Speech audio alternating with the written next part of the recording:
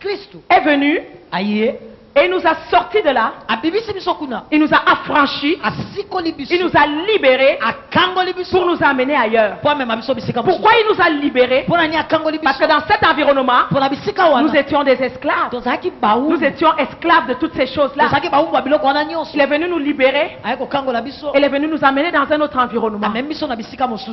Afin que nous ne soyons plus sous l'influence de cela. C'est pourquoi Galates chapitre 5 nous dit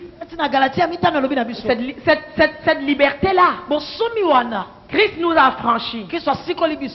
Mais ce qui est curieux, continue en disant, demeurez donc, conjonction de coordination, si je m'en souviens bien. Demeurez donc ferme et ne vous laissez pas mettre de nouveau sous le joug de la servitude. Il y a un problème qui se posait à cette liberté-là. Il nous l'avait donné, mais c'est comme s'il y avait une bataille qui nous empêchait de rentrer en pleine possession de cela. C'est comme s'il y a une lutte qui se faisait où le prince de l'autre monde ne voulait pas nous lâcher et voulait nous ramener dans cet environnement où nous étions. Mais il nous demande de demeurer ferme. Oui. Donc il y aurait une bataille à livrer afin de demeurer dans cette liberté de Christ. Et il dit en plus, dans cette liberté-là, il y a quelque chose aussi qui se passait. On voulait l'utiliser comme un prétexte pour vivre de la même façon qu'on vivait auparavant. J'ai parlé dimanche des maladies de l'âme. Et une des maladies ce soir, c'est ce que nous faisons de notre liberté. Lorsque tu vas résoudre le problème de ta liberté, il y a beaucoup de choses que le Seigneur pourra opérer dans ta vie. Beaucoup d'entre nous, lorsque nous sommes venus au Seigneur, nous avons expérimenté la liberté.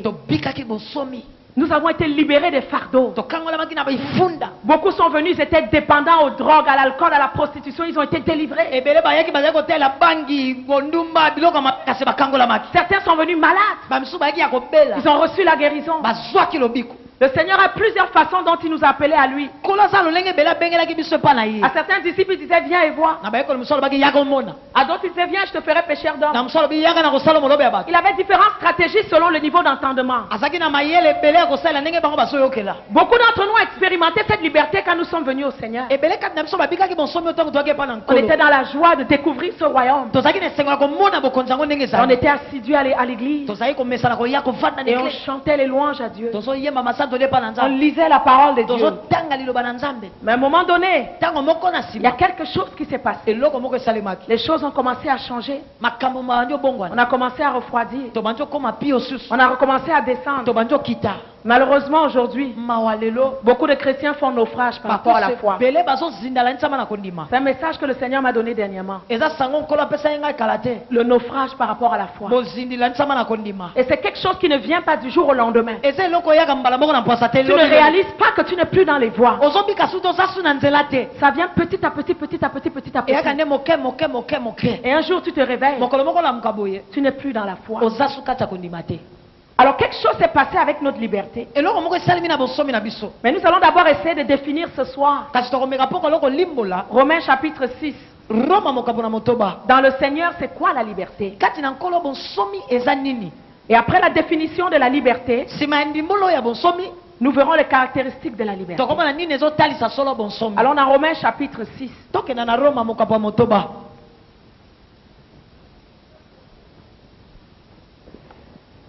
Que dirions-nous?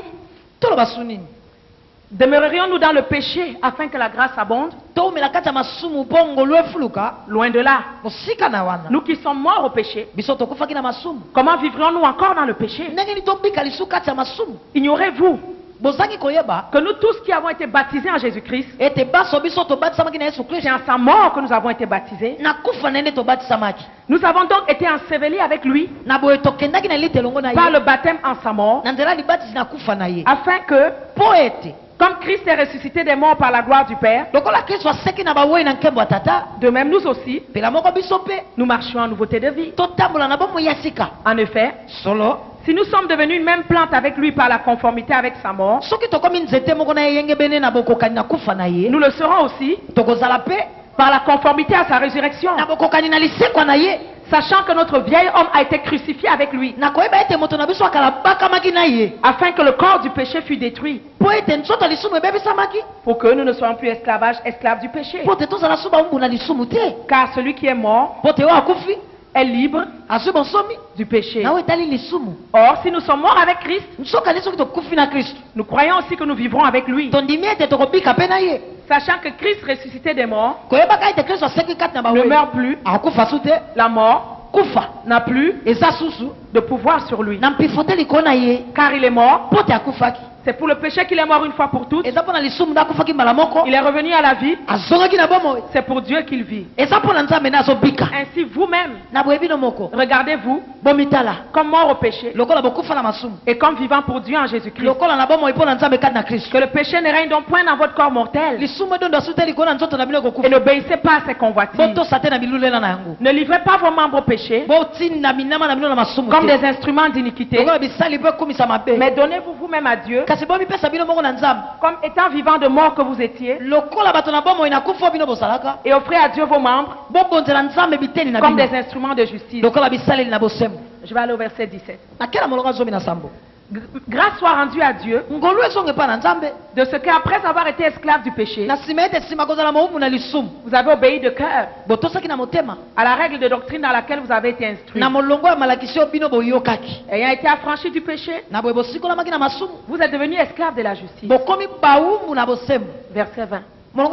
Car lorsque vous étiez esclave du péché, vous étiez libre à l'égard de la justice. Quels fruits portiez-vous alors? Des fruits dont vous vous rougissez aujourd'hui. Car la fin de ces choses, c'est la mort. Mais maintenant, étant affranchi du péché et devenu esclave de Dieu, vous avez pour fruit la sainteté et pour fin la vie éternelle. Car le salaire du péché, c'est la mort. Mais le don gratuit de Dieu, c'est la vie éternelle en Jésus-Christ notre Seigneur. Je vais rapidement lire dans 1 Corinthiens 7, verset 21. As-tu été appelé étant esclave? Ne t'en inquiète pas. Mais si tu peux devenir libre, profites-en. Car l'esclave qui a été appelé dans le Seigneur est un affranchi du Seigneur. De même, l'homme libre qui a été appelé est un esclave de Christ. Alors le Seigneur commence à Romains 6 à nous donner une définition de la liberté. Nous savons maintenant que dans notre ancien environnement, nous étions morts à cause des péchés. Nous étions esclaves du péché. Il nous a sortis de là. Il nous a fait passer par le même processus qu'il a traversé. Le processus de la crucifixion, de la mort et de la résurrection. Et nous sommes là aujourd'hui parce que nous avons été identifiés dans ce même processus.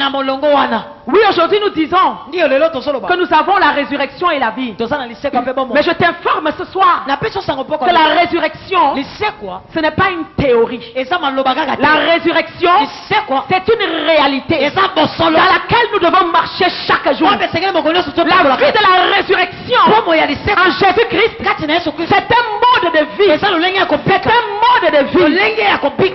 Il a dit, nous avons été baptisés, mais en sa mort. Nous avons été ensevelis par le baptême de la mort, afin que nous puissions être ressuscités. Et à travers la résurrection, au verset 4, nous puissions marcher en nouveauté de vie. La résurrection, c'est une marche. C'est une nouvelle marche que nous prenons cheminons avec lui. Ce n'est pas lui seul qui a été ressuscité. Mais nous aussi, nous avons été ressuscités avec lui. Et notre résurrection se manifeste en ce que, dans ce nouvel environnement, nous avons une nouvelle façon de marcher. Nous ne marchons plus selon le train du prince de ce monde, mais nous marchons en nouveauté de vie avec lui. La résurrection, c'est une réalité. Bien aimé, si tu es ressuscité avec Christ, tu dois porter des fruits qui doivent être démontrables. La résurrection, c'est pas une doctrine. La résurrection, c'est pas une façon de parler. Mais la résurrection, c'est une mise en pratique. Tu observes chaque jour. Dans le processus de la résurrection, cette vieille nature que nous avons transportée de l'autre côté, l'autre